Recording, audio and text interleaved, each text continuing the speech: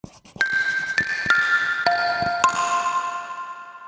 dia desses eu estava reassistindo um filme que é o Psicose, com certeza vocês já conhecem, já ouviram falar. E nesse filme tem uma mulher que comete um crime, que ela vai se hospedar em um daqueles hotéis de beira de estrada que tem um clima bem de suspense.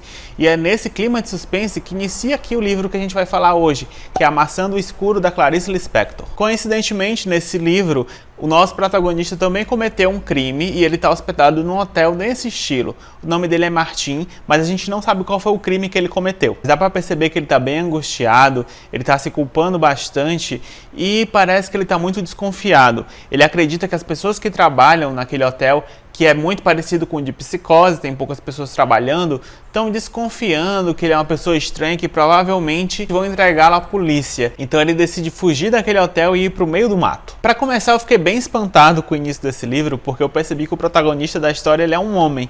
E normalmente o que eu já li da Clarice, ela coloca mulheres como protagonistas, né? Mas tudo bem. O intuito do livro, o que vai acontecer, lembra muitos outros livros da Clarice, só que dessa vez parece muito mais intrínseco, muito mais profundo. A gente não sabe o que é o crime, a gente vai descobrir o que é o crime lá no final, mas no decorrer da história a gente vai perceber que esse crime, na verdade, não vai ser o ponto principal do livro, porque a gente está falando de Clarice, né?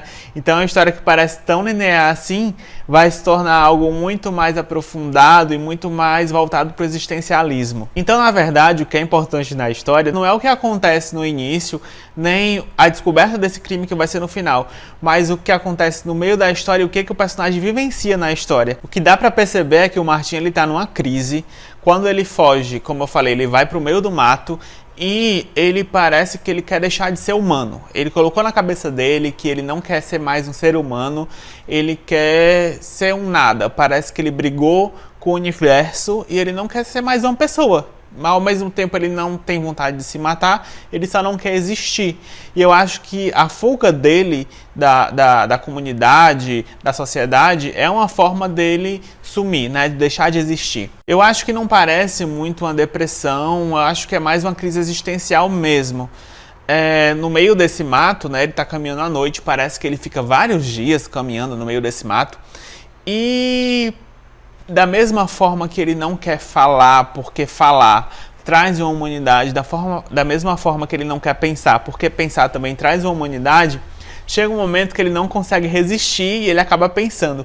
E é muito engraçado que o Martin, ele começa a interagir com umas pedras que ele vê no mato, ou com os pássaros que ele vê, e parece que apesar dele não querer ser humano, ele começa a interagir com seres inanimados, ou seres que são considerados inferiores ao ser humano, e a partir dessa convivência, dessa forma de interação, é que ele vai começando a trabalhar essa humanidade dele novamente. E a principal contradição é porque a partir do momento que ele não quer pensar, ele já está pensando que não quer pensar, e a partir do momento que ele interage com algo, ele está pensando como ser humano.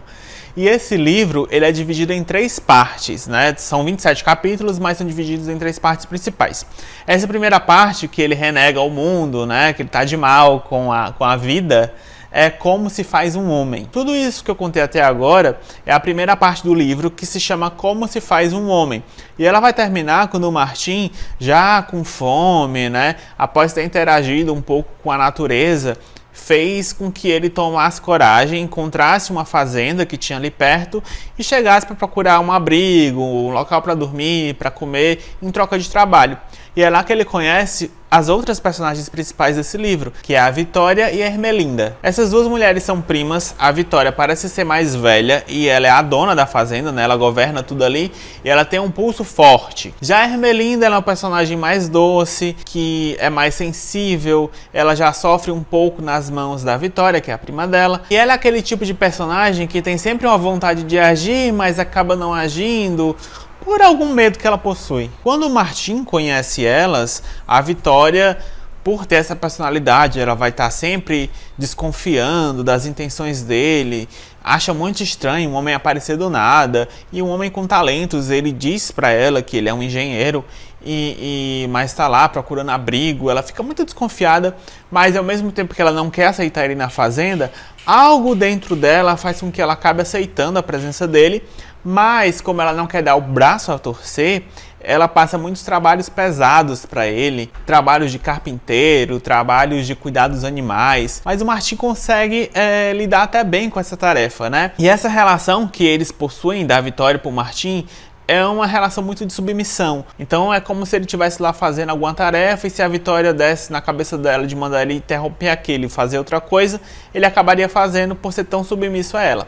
Já com a Ermelinda, a relação deles é bem diferente, né? A Ermelinda, ela parece que se apaixona pelo Martin e ela tem um amor meio platônico. Então ela vai passar a maior parte do livro observando o Martin com uma visão bem diferente da Vitória, não é tão desconfiada assim, e sempre pensando em como chamar a atenção dele, como seduzi-lo. E no final das contas, a minha impressão é que meio que se cria um triângulo amoroso entre esses três personagens. Só que cada um com sua característica, com seu modo de gostar, com seu modo de agir. E a Clarice, ela coloca esses três personagens tão distintos para colocar vários pontos de vista de diversos assuntos que você possa imaginar. Então, só de você falar agir ou não agir, ela já consegue explanar muito sobre esse assunto. Na mentira, na verdade, na culpa, na certeza, na desconfiança. Tudo isso vão ser temas que vão surgir dentro do livro. E no decorrer dessa história que a gente chega na segunda parte, que é o nascimento do herói. Essa parte foi a mais difícil para mim, porque ela aprofunda muito. Então a gente vai entrar na cabeça de cada personagem pensa de uma forma muito distinta, e para mim as maiores dificuldades de compreensão do texto foi justamente quando a gente estava na cabeça do Martin, porque é muito confuso.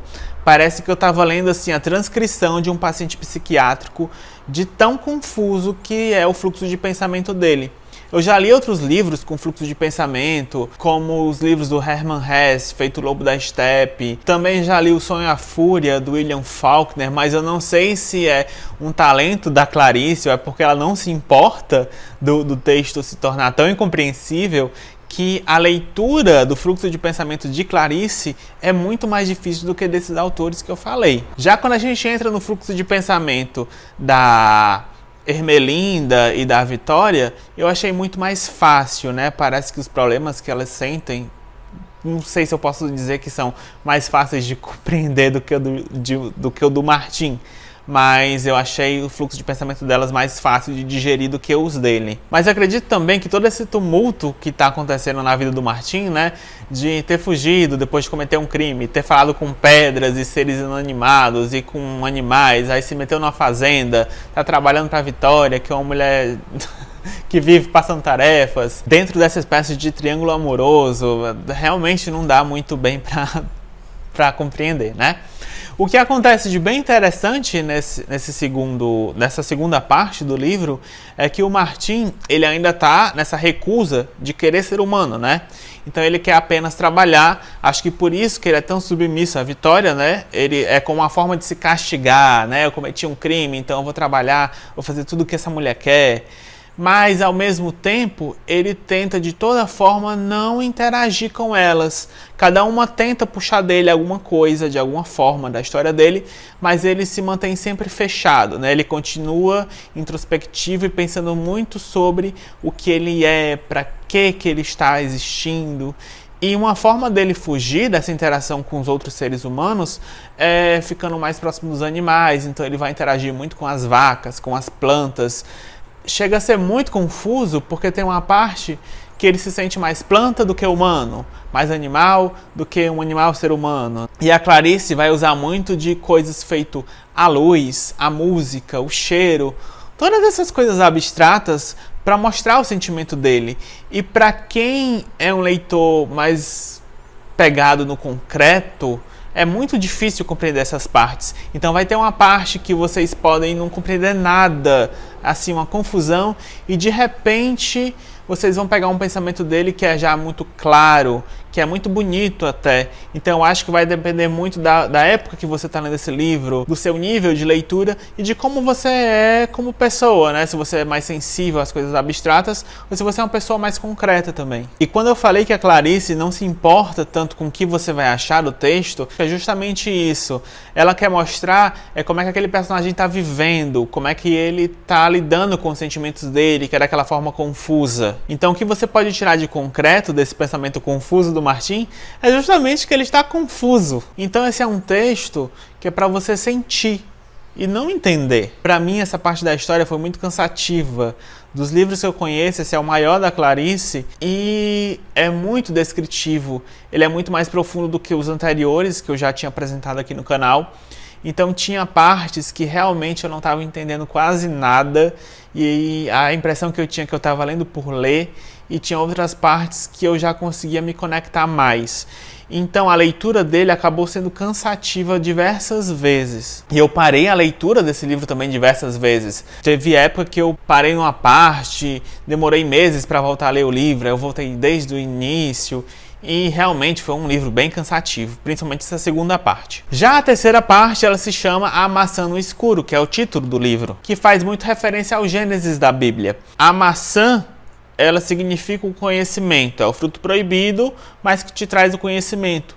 O Martin é um homem que está na escuridão, então ele busca o conhecimento e ele é desobediente, ele quebra uma regra e come do fruto para tentar entender o porquê dele estar ali, para que ele existe. E além disso, essa parte vai trabalhar também com a temporalidade. Os personagens, eles estão num presente, mas eles estão pensando muito no passado.